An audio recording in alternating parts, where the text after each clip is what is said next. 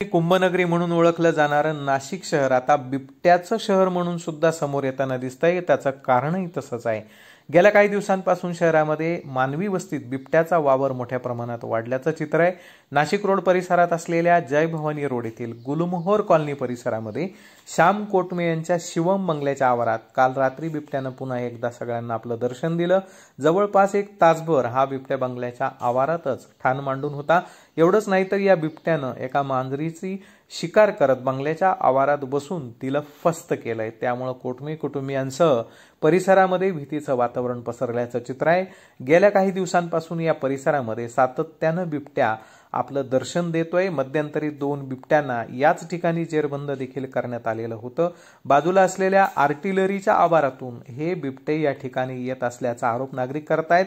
सातत्यानं होणारे या बिबट्याच्या दर्शनानं परिसरातील नागरिक मात्र जीव मुठीत घेऊन वावरताना दिसतायत। बंगल्याच्या आवारात बसलेल्या बिबट्याच्या दर्शनानं आज पहाटे कोटमे परिवार भयभीत झाला असून बिबट्यांचा बंदोबस्त करावा अशी मागणी परिसरातील नागरिकांनी केली आहे। वन विभागाने या ठिकाणी तात्काळ पिंजरा लावावा अशी मागणी सुद्धा परिसरातील नागरिक करताना दिसतायत।